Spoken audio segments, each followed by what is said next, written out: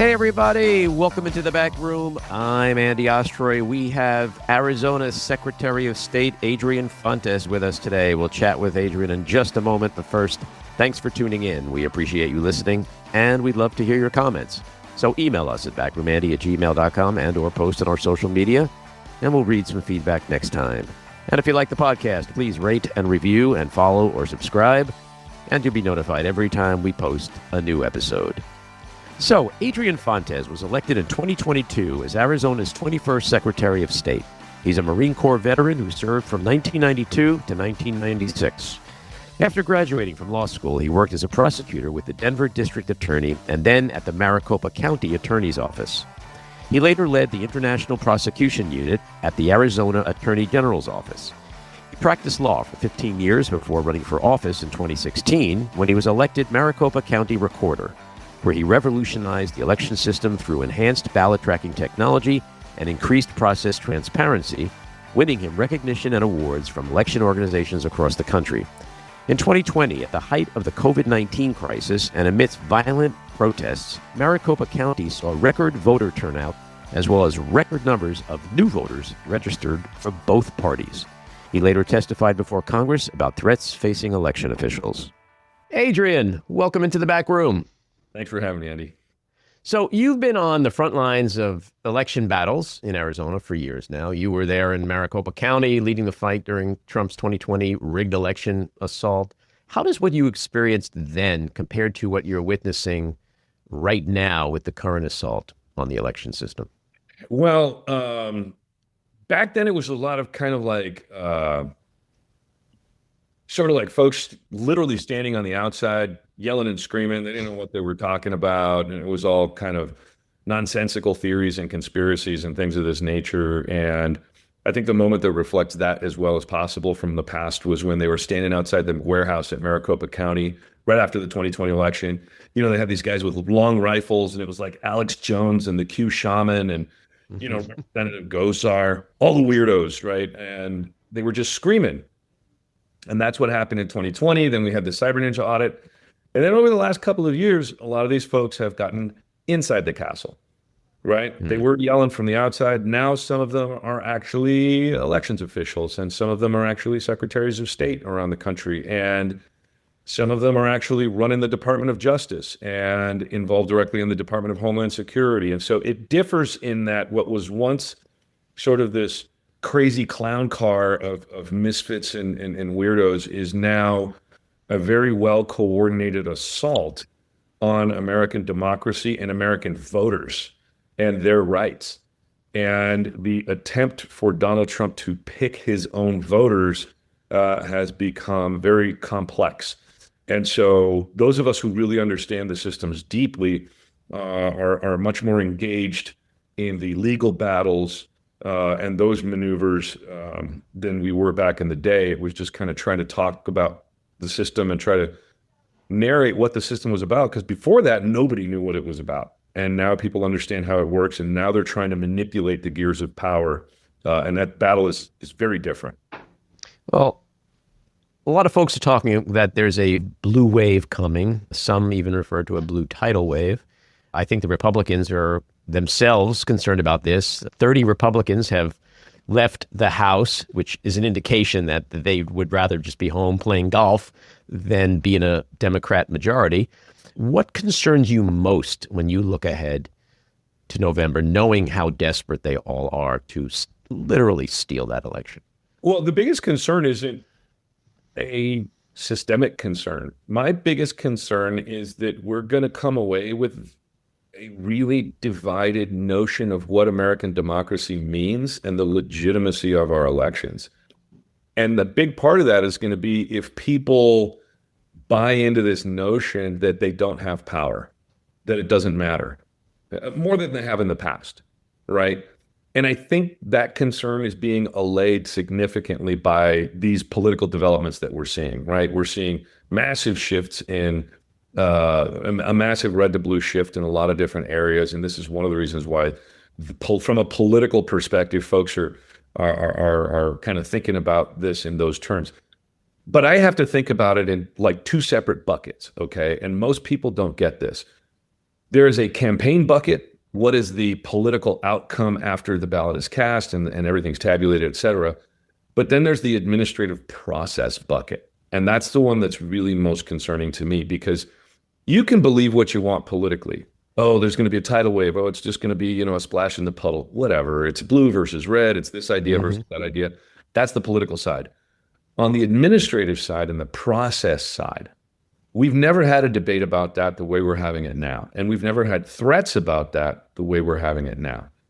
And it's from the inside now. It's from the chief executive of the federal government now. It's from the Department of Justice now. It's from the Department of Homeland Security now, threatening to threaten voters at polling places. These are the sorts of things that are systemic that really, really concern me, and that people will be dissuaded from participating in the political conversation because of what they're seeing now in the administrative and process conversation. Does that make sense?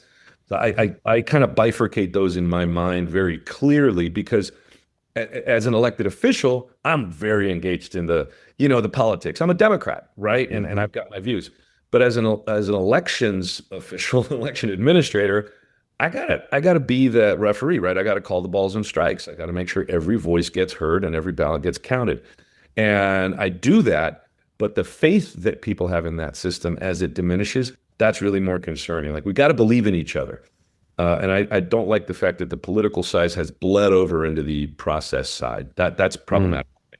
One of the phenomenons that we've seen over the last 10 years or so with Trump and Trumpism, and this is my opinion, I don't have any empirical evidence to prove it, but I think a lot of his voters were never engaged in politics. They never really were as interested as they claim to be now. And he got them off the couch. He got them to the polls. And I also believe that if he's not around at some point, that support, that engagement doesn't automatically transfer to J.D. Vance or the Republican Party. So to what you're saying, yeah, if there ends up being a trust issue, it's probably going to be one-sided, is it not? It's not like Democrats, liberals are going to be like, oh, I don't trust the system. I don't think that's ever been a problem.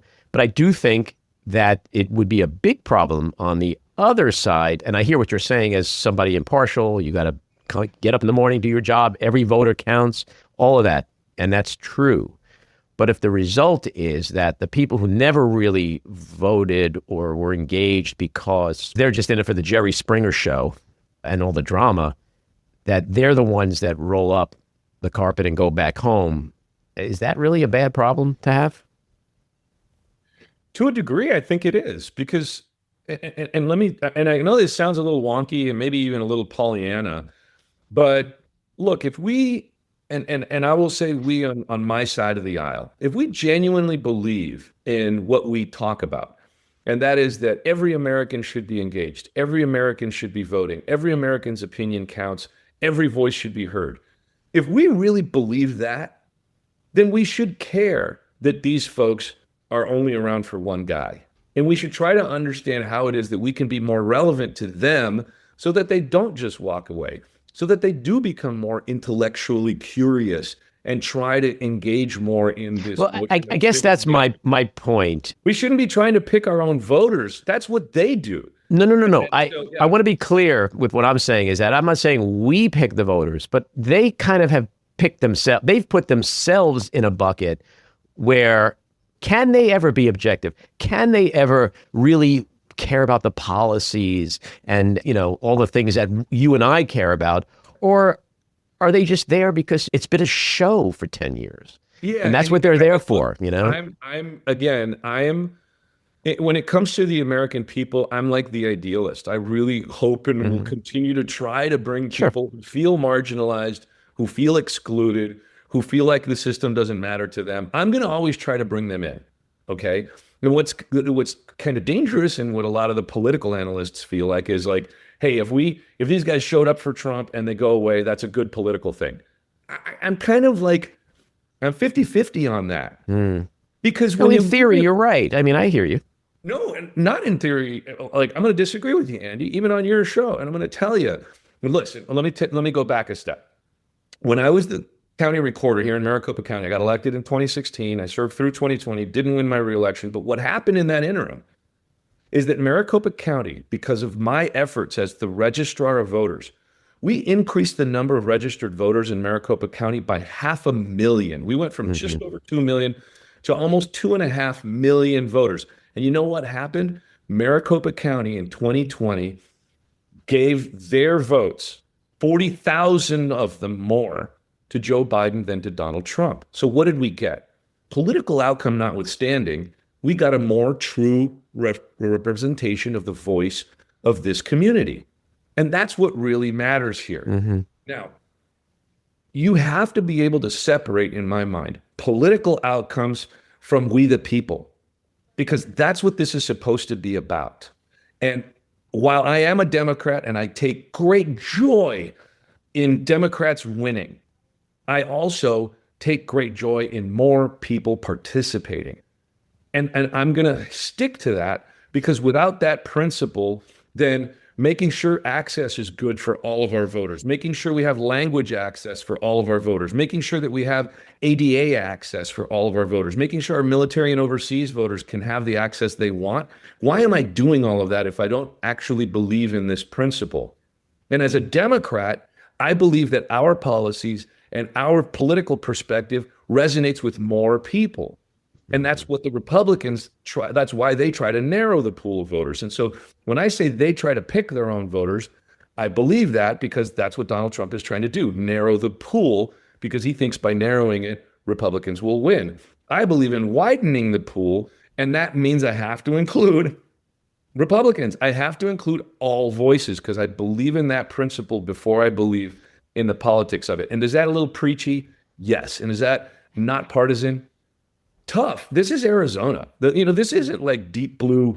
I don't know, pick your deep blue state, right? Connecticut or something. And no disrespect to Connecticut or Massachusetts or whatever, but we're not a politically polarized state. We are very evenly divided. And I've got to represent everybody, and my principles do. And that's why I'm so passionate about it, because I grew up in rural Arizona, down on the border. Right. And politics was like not a thing. It was about people. It was about community. It was about helping each other. And I like, because that's in my core, I have to reflect that in the practice of my duties. But I still have my political opinion. And my political opinion is that we are going to have a lot of success as Democrats in the fall. And that drop off of Republican/Trump voters, I think, is going to be instrumental in that success. Yeah, I honestly do believe you and I are in agreement 99%. I'll take it. The thing I will say is that we're a country at war right now. Donald Trump promised and got elected on no more wars. America first. And there's a certain part of his base right now that, through cognitive dissonance or denial, whatever you want to label it, is saying, yes, going into Iran is America first. And you're scratching your head listening to this and going, how could that be? It could be because these people are in a cult. And so I guess my point is that yes, I agree with you 100% that we should do everything humanly possible to get the horse to the water. But there's a certain number of horses that are going to look at the water and just go, that's not water.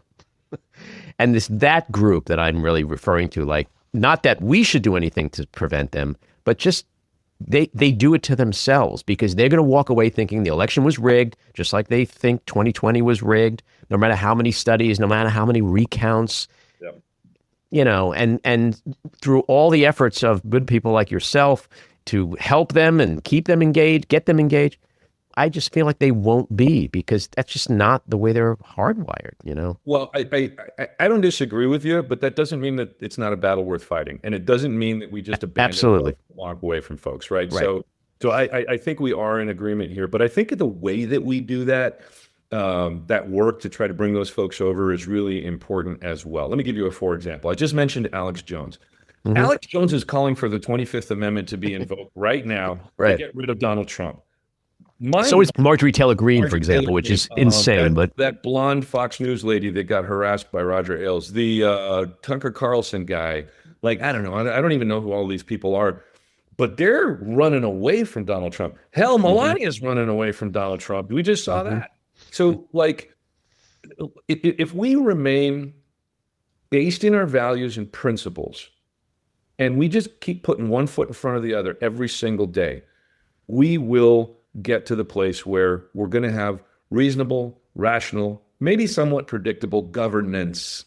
Maybe the political winds will go one way or another. But I think that's what the American public wants, is a reasonable governance, right? And why is that important to me? And I'm really kind of in a nerd way passionate about it. I see elections administration as this golden thread that runs through the fabric of our society. And it ties all of those other threads in.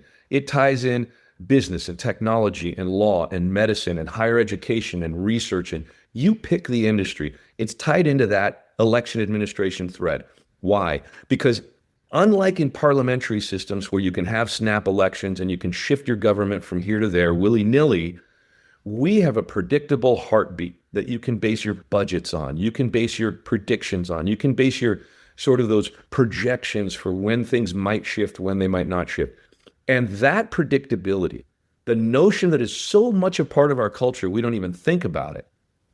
That is that binding tie. And these folks are trying to pull the thread out. And if they do, that means that that fabric will disintegrate. We don't have that predictability anymore. And I think that at its core is what is unsettling about Trumpism. It's what's unsettling about election denialism, because it's that one thing that we could always depend on. You know, I'm from Southern Arizona. We say it's like a bus in Nogales. There'll be another one by in 2 years, right? Just kind of hold your horses and we'll move forward. We're even in our conversation looking at the possibility of a big political shift this coming November that is based in our elections and our belief in elections. The core of everything that we do at its foundations moving forward is election administration. So this is why I'm passionate about it, because it impacts the arts and sciences. It impacts libraries. It impacts our roads and how we move from here to there. Everything hinges on that one piece of timekeeping. It's like the metronome in the background, right? And so if we are going to move forward in our civilization as a species, and let's be really clear and give ourselves credit at this semi-quincentennial 250 years, the United States of America is the single most impactful organized nation, organized governance that the planet has ever seen, ever. 250 years ago, we were an agrarian nation, and our wealthiest people were going to an outhouse out back. They didn't have warm showers in their houses. They weren't able to fly across the planet or pick up a phone and talk face-to-face with somebody on the other side of the world. What we have done to our, I should say, for our species is massively magical, particularly in that truncated period of time. But we did it because we could predict power. We could predict transfers of power. And that, while it's a little heady and it's a little philosophical, if we lose sight of that, then we're lost, because we're just kind of dealing with it from a comic book sort of a character perspective. And that's what Donald Trump likes. He likes the fact that he can smush everything down to a WWE match, and let's just forget about the fact that the Enlightenment thinkers that created this nation were really deep thinking, rational folks. And we inherit that. And if we abandon that and we abandon these really important notions, that will be to our own demise. So let's talk about a few of the things that Trump and the Republicans are trying to do to influence the November midterms. We have the SAVE Act. We have his executive order, which about mail-in voting, because it's so fraudulent, yet he proceeded to vote by mail after that, which is crazy. And then, I don't know, his answer, I'm sure you saw his, how he explained it.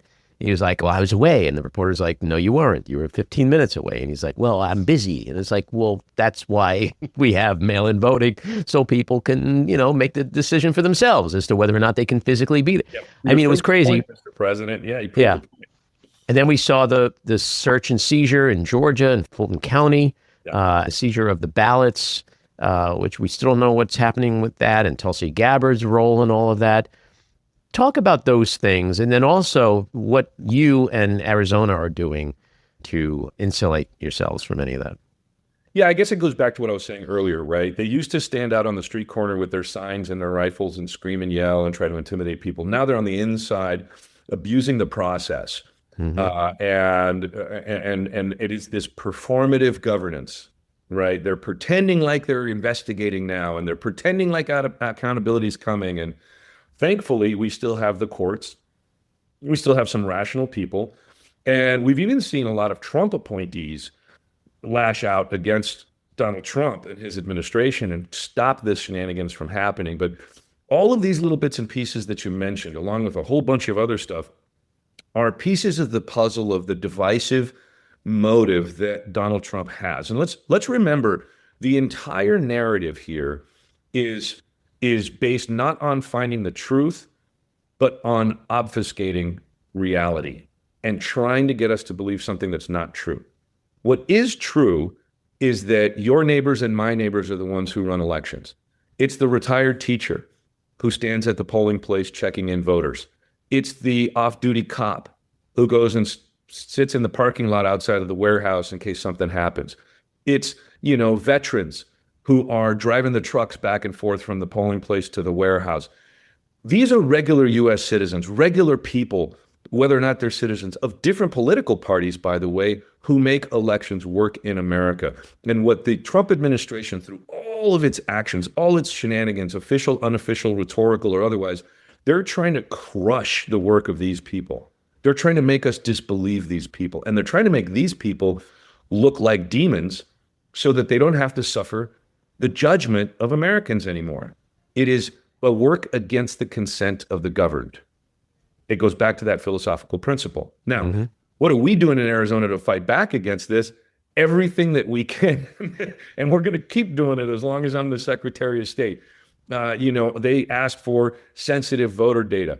And I said no. And they've sued me. Now, the same lawsuit that they're using against me has already lost in Massachusetts just the other day. It's lost in Oregon. It's lost in California. Lost in Georgia.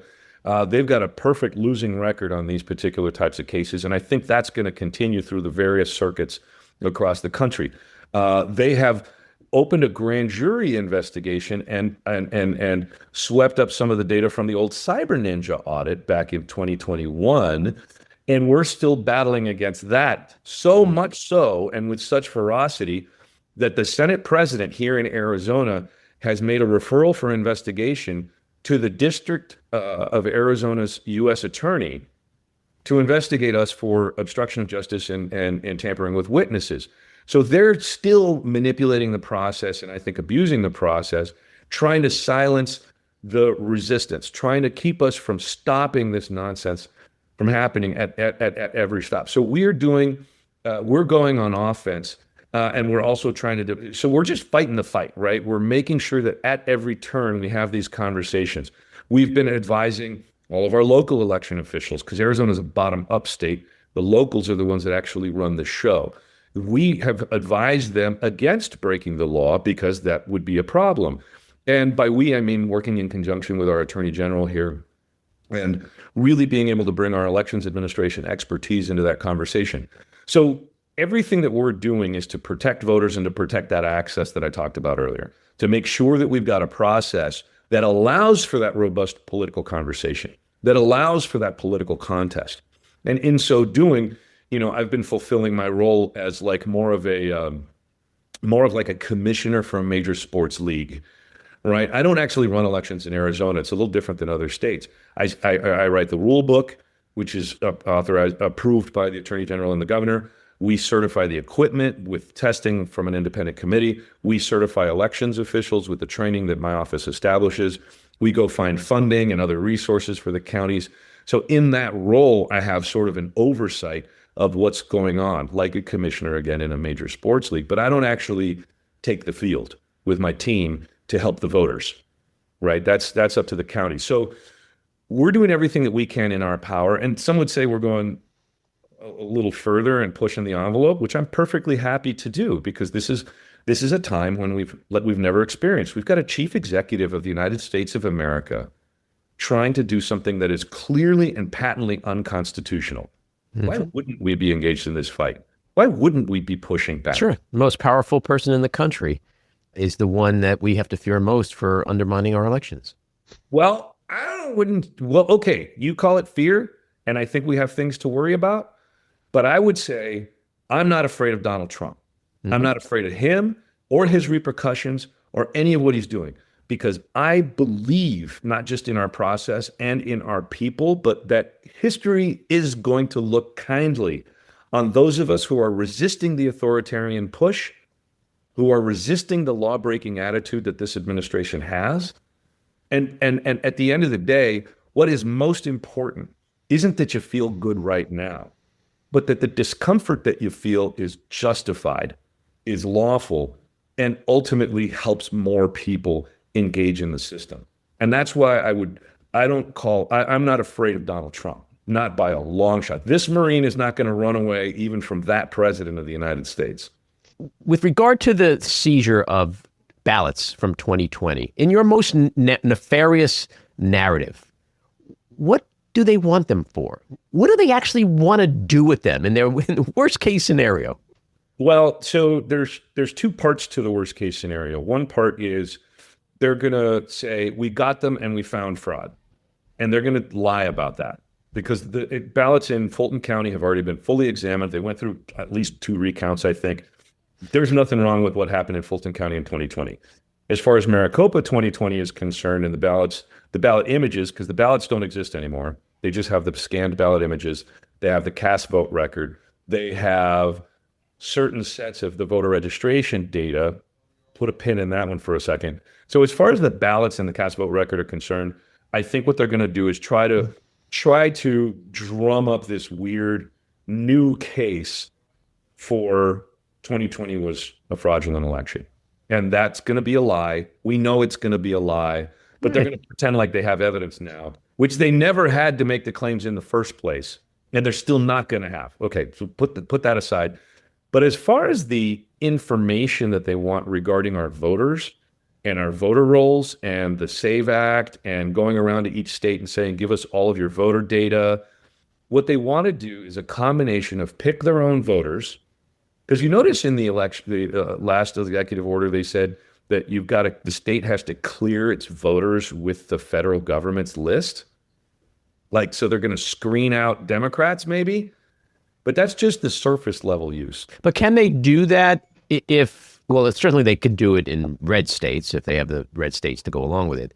But the election system is not federalized. It's state by state. So they may want to do that, but can they do it? You're asking me worst case scenario. They're not going to be able to do it. They can't do it. There's no way they could build that database and make it effective by 2026. Let's just kind of put that aside. So it's not only about picking their own voters, however, even if they do have all of this data, but it's also the next step. Because let's look at what's happening outside of elections. They've grabbed data from the IRS. There are lawsuits that are keeping them from doing that. From the Veterans Administration, from the Department of the Treasury, from the Department of Commerce, from all of these other departments across the Health and Human Services, across the entire federal bureaucracy, which used to be very siloized, very different, very separate, and they never used to mix.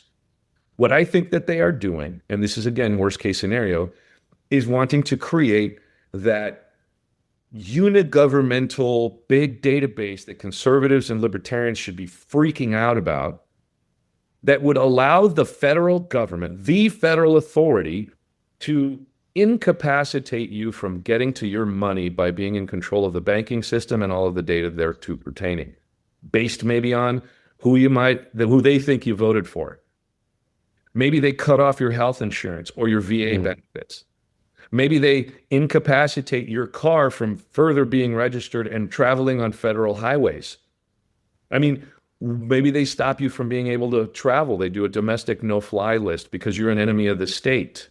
These are the nightmare scenarios that we don't have to even think are nightmares, because they happen in North Korea. This is what happens in North Korea. So why was it that Doge and the big data guys were invading our federal bureaucracy and pulling all of that data? Because they want absolute, total, complete control over you and your freedom to travel and your freedom to speak and your freedom to use your cell phone. Like, that's the worst case scenario that we're fighting against in the first stages. So I don't want to freak anybody out here, but all you got to do is put the pieces of the puzzle together and think about if you were a wacko authoritarian who thought you deserved to own a country, what would you do if you had your fingers in all of this data? The Privacy Act of 1974 was built to protect exactly against this type of governance. Mm-hmm. And they have rendered it asunder. They have completely disregarded it. And here's the other thing. Let me be very clear to your audience. A lot of people will say, well, they've already got all this information anyway. What are we worried about? Maybe in cumulative, they have this information. Mm-hmm. But again, it is protected in silos that never speak to each other and have never spoken to each other. The database designs are different. They're all individual pockets here and there. What these guys are trying to do is unify everything together. That's the worst case scenario. And so we should never ignore the fact that if they already had it, they wouldn't be trying to get it. Mm-hmm. Let's not kid ourselves with our own self-defeating mythologies. That's why we've got to resist this. That's why I will continue to protect Arizona's voter data and thereby everybody else's voter data with these lawsuits, with these refusals of complicity that we're going to continue to march against. This administration potentially becoming sort of the eye of Sauron, right? That's kind of the way that I kind of see it. I'm sorry to nerd out a little bit, but I don't want it to be too heavy, right? It's very welcome. But I think you're raising a really terrific point, and that is with this administration, with this maniac, with this sociopath who literally just threatened genocide on an entire civilization, there is no nightmare scenario. There is no worst case scenario. We're living the worst case scenario every single day. So there's nothing you or anyone could say to me that I would go, Trump would never do that. Yeah, or his mob would never do that. It's a cabal. And that's why we have to be that much more vigilant and that Absolutely. much more resist and that much more willing to stand up and fight. And we already have. Now, let's not forget, one of the reasons that I'm so passionate and I have so much hope is because I believe in the American public. Let's think back a little bit. And I know, Andy, you might have been there. I don't know how old you are, but in the Boston Tea Party. Okay, 36. 36? Okay, wow. I got you by a year. Anyway, the Boston Tea Party was you could call it a popular uprising. It was small, but it was poignant. And by the way, were you trying to imply that I was at the Boston Tea Party? Do I look that old? No, not at all. I would never do such a thing. Just clarifying. What I'm saying, though, is the spirit of the Boston Tea Party still lives, right? And how do we know this? Because it wasn't that long ago that an imperialist, ketamine-addled, chainsaw-wielding billionaire chased out of Washington, D.C. by people acting around the country the exact same way that the participants in the Boston Tea Party did. They shut him up and they chased him out of power. How? By acting independently, by doing it organically and doing it all across the country. Americans still have power. We still have the capacity. And we don't have to have some political party or some particular organization give us permission to do the things that we know we can do. We have that power. We the people isn't just a slogan. We the people is the reason why this nation has been so successful these 250 years. We the people are the innovators. We the people are the leaders. We the people are the unifiers and the healers and the developers and the folks that create the opportunities. And I know it sounds a little bit, conservative of me, but we don't need the government to tell us how to do it or what to do. And that is an American thought, and it's an American way of thinking about things. It's not left versus right. But the political left, I dare say, has allowed the notions of patriotism and liberty and freedom and individualism to be captured politically and rhetorically by the political right, when the truth of the matter is those characteristics and principles belong to all of us. We, on the political other side of the aisle, just need to take them back, own them, and exercise them.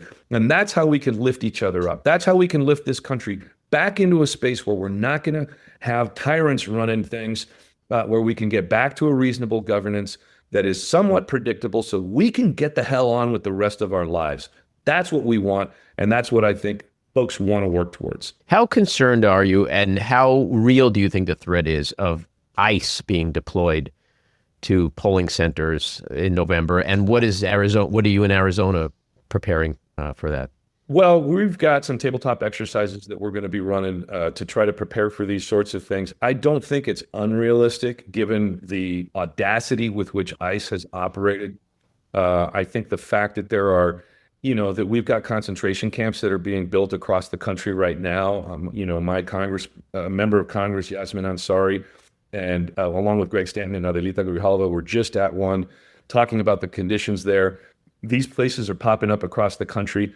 It's reminiscent in my mind to the Japanese internment camps of World War II, where we were basically just kind of warehousing people who should be given due process, right? Are they going to try to interfere with the election? Is ICE going to try to move in that direction? I think they might. I genuinely think they might. But if we act now, if we make sure that every time we have an opportunity to speak, every time we have an opportunity to show our intent, every time we have an opportunity to express that resistance, we should. So, for example, the simple act, and I'll say this is going to sound very political, and I'm okay with saying that here. The very act of an independent registering with the Democratic Party, if the independents in the country who wanted to say, give the middle finger to Donald Trump, did that, that would be huge. Republicans who hate Donald Trump could switch. That would be huge. And if your state doesn't have partisan registration, fine. But we've already seen folks step up and vote that way. We've already seen huge margins for non-Trump candidates across the country in really impactful spaces. In fact, here in Arizona, we have a quasi-governmental utility called the Salt River Project that has a board that's elected by folks who own land within that, and they run the election on their own. We just swept that whole election away from Turning Point USA, who is a Trump-aligned group. I'm sure your folks know all about Turning Point. And we did it without spending tons and tons of money. And we had record turnout in that election. We have the capacity to do this and to keep them on their heels. And they understand the power of the people. Are they going to keep trying to push and intimidate? Yes. But can we push back? Yes. So where you have the opportunity to vote early, vote early.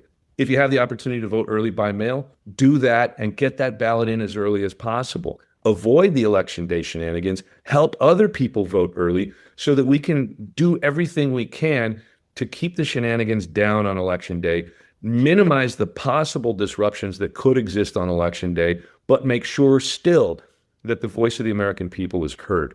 Like, these are things that folks out there in the world can do while we try to keep doing better training, work on the lawsuits, make sure that we're rocking and rolling. But it's already illegal for ICE to be at polling places, particularly in Arizona.